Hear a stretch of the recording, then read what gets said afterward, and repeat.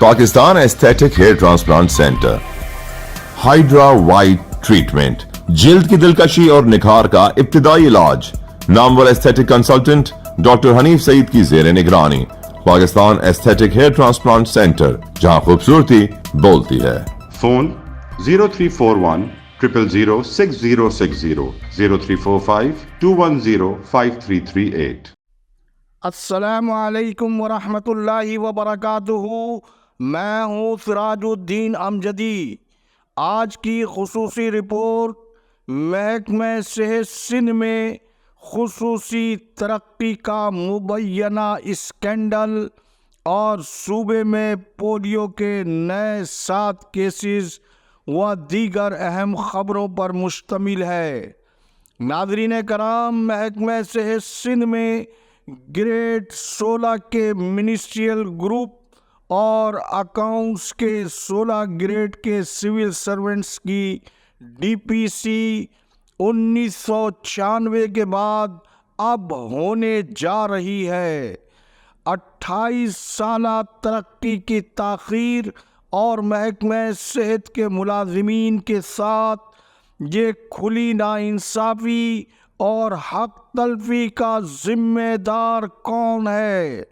ظاہر ہے ان ذمہ داروں میں بار بار باری کی حکومتیں کرنے والے حکمران ہیں، اور حکمرانوں کی اس غفلت مجرمانہ کے ذمہ داران نہ تو قانون سے بالا تر ہیں، اور یہی وہ حکومتی غیر ذمہ دارانہ اقدامات ہیں جس سے حکومتی، قومی اور صوبائی سرکاری ادارے نہ صرف کمزور ہوئے ہیں بلکہ ان اداروں میں مافیاز طاقتور اور انتظامی افسران کمزور اور بے بس ہوئے ہیں۔ بظاہر ذمہ داروں کا تعین کیا جائے تو 1996 سے موجودہ سیکریٹری صحت ریحان اقبال بلوچ کو علیحدہ کر کے اس دوران تمام سیکریٹری صحت، جس میں نمایاں طور پر سابق طاقتور سیکریٹری صحت ڈاکٹر فضل اللہ پیچو کو بھی بری الذمہ قرار نہیں دیا جا سکتا ہے، جنہوں نے محکمہ صحت میں بائیو میٹرک نظام اور تمام عمودی پروگرامز کو تحلیل کر کے محکمہ صحت میں کیا بہتری لا سکے۔ اس کا ان کے پاس اگر کوئی میزانیہ ہے تو ایل ڈی این کو بھجوائیں، ہم اسے بھی اپنے ناظرین کے سامنے پیش کریں گے۔ البتہ ان کے ان اقدامات کے نتائج صفر اور جاری نظام بھی ٹھپ ہو کر رہ گیا۔ اب خصوصی ترقی کا مزید جائزہ لیا جائے تو وہاب اللہ یوسفانی پیرامیڈیکل ٹیوٹر سے اکاؤنٹنٹ کیسے بنے، اور بھرتی ہوتے ہی ڈاکٹر خلیل پٹھان جو گریڈ 19 کے جونیئر ترین افسر ہونے کے باوجود محض سیکریٹری صحت ڈاکٹر فضل اللہ پیجو کے نور نظر ہونے کی بنا پر ڈاکٹر خلیل پٹھان نے کرپشن کے میدان میں جو چوکے چھکے لگائے ہیں وہ ایک غضب کرپشن کی عجب کہانی ہے۔ لیکن نومولود وہاب اللہ یوسفانی نے ڈاکٹر خلیل پٹھان کے گود لیتے ہی جو کرپشن کی شمع روشن کی، اس سے سول اسپتال کراچی کے سابق ایم ایس ڈاکٹر جمیل احمد صدیقی جیسے نیک اور دیانتدار افسر بھی متاثر ہوئے بغیر نہیں رہ سکے، جس کا اعتراف خود چند ماہ قبل مجھ سے ایک ملاقات میں براہ راست ڈاکٹر جمیل صدیقی نے کیا۔ اس کی تفصیل میں جائے بغیر، کیونکہ وہ نجم الطرفین صدیقی ہے، انہوں نے یہ بھی بتایا وہ اس دھوکے میں ڈاکٹر خلیل پٹھان کی وجہ سے آئے۔ ناظرین، فوتگی کوٹے پر خلاف قانون بھرتی ہونے والے وہاب اللہ یوسفانی کے یہ وہ کرتوت ہے جو ملازمت ملتے ہی انہوں نے جو اپنے ششکے دکھائے ہیں۔ سابق سیکریٹری صحت ڈاکٹر محمد عثمان چاچڑ کو انہوں نے کس طرح سے تھریٹ کیا، اس کی تفصیل انشاءاللہ آئندہ تیسری قسط میں آپ کے سامنے پیش کروں گا۔ یہ ہیلتھ مافیا اور ان کے سرپرستوں کے خلاف قانون سرگرمیوں کی وہ ناقابل تردید جھلکیاں ہیں جس کے لیے وہاب اللہ یوسفانی نے گاہے بگاہے دباؤ اور پرکشش پیشکشوں کے ذریعے اس فقیر کو دبانے، جھکانے اور خریدنے کے لیے جو کچھ کیا ہے، انشاءاللہ اسے بھی کسی مؤثر متعلقہ فورم پر زندگی بخیر رہی تو وہ بھی ان غریب مریضوں اور سندھ کے مظلوم عوام کو ان کے ساتھ ہونے والے ظلم و ستم کی داستان کو ضرور تشت ازبام کروں گا۔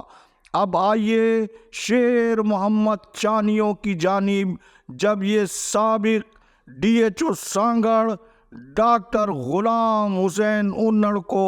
بھاری رشوت دے کر قانون کو پاؤں تلے روند کر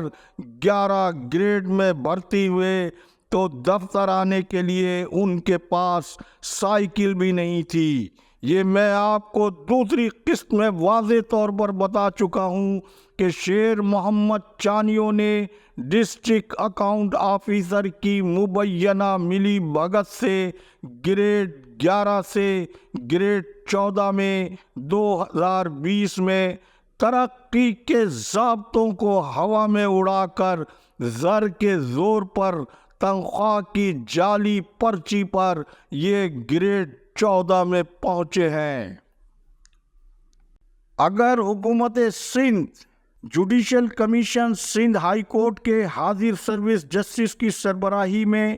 تشکیل دے کر شیر محمد چانیوں اور وہاب اللہ یوسفانی کی محکمہ صحت میں مشکوک، متنازع اور خلاف قانون ملازمت کی کھلی چھان بین کروائی جائے تو نہ صرف ان دونوں کا جعلی ملازمت کا پینڈورا باکس کھل جائے گا بلکہ محکمہ صحت سندھ کے وہ ایڈیشنل سیکریٹری بھی سیدھے جیل میں جائیں گے جنہوں نے ملیریا ڈپارٹمنٹ کے ملازم شیر محمد چانیوں کو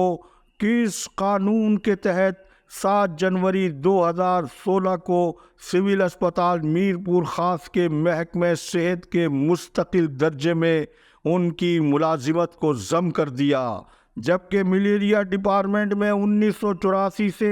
2006 تک بھرتی ہونے والے ملازمین کی فہرست کے مطابق لال بخش، محمد سومار، عنایت اللہ منگی، عبدالعزیز، محمد طارق، آصف اقبال، ظہیر حسین، سمیع اللہ،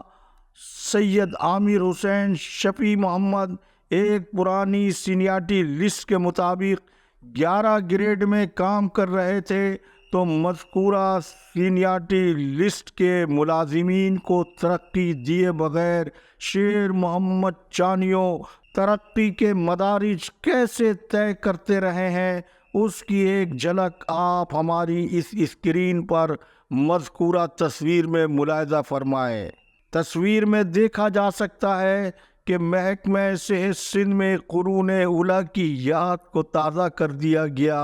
اور ایک ہی صف میں کھڑے ہو گئے محمود و ایاز اور ایک نان گزیٹڈ ملازم شیر محمد چانیوں بھی گریڈ 21 کے سابق سیکریٹری صحت ڈاکٹر فضل اللہ پیجوہو کی طرح خود بھی ڈبل گھوڑا بوسکی کی شلوار قمیص میں ملبوس نظر آ رہا ہے، لیکن شاید جلدی میں وہ واسکٹ پہننا بھول گیا۔ لیکن شیر محمد چانیوں کے جوتے سیکریٹری صحت کی پہنی کالی سینڈلوں سے زیادہ قیمتی نظر آ رہے ہیں۔ اسی لیے اس نان گزیٹڈ ملازم شیر محمد چانیوں کو گزیٹڈ افسران کی استقبالیہ صف میں شامل کیا گیا، اور یہ جعلی ملازم اپنی چوری چھپانے کے لیے سابق سیکریٹری صحت کے سامنے کتنا جھک گیا ہے، اس کی اس حرکت سے اس کی نوسر بازی کے گل کھلانے کی تکنیک کے بارے میں آپ بآسانی خود فیصلہ کر سکتے ہیں۔ تاہم ان دونوں نوسر بازوں وہاب اللہ یوسفانی شیر محمد چانیوں کے گاڈ فادر ڈاکٹر صابر میمن ہیں، جو خلاف قانون ایڈیشنل سیکریٹری صحت کے عہدے سے سابق جعلی اکاؤنٹ آفیسر خلیل بھٹو کے ہرکارے غلام اصغر کی درخواست کے نتیجے میں سپریم کورٹ آف پاکستان کے حکم پر بڑے بے آبرو ہو کر محکمہ صحت سے اس طرح سے رخصت ہوئے کہ سابق سیکریٹری صحت سعید مینگنجو نے انہیں ان کے دفتر کے سائڈ روم سے ان کے ذاتی استعمال کی وہ چیزیں بھی اٹھانے کی مہلت نہیں دی، اور اس کے بغیر ہی انہیں دفتر سے باہر نکال کر 2 تالے لگا کر اس کی چابی بھی وہ خود اپنے ساتھ لے گئے تھے۔ انشاءاللہ جعلی افسران اور ملازمین کا یوم حساب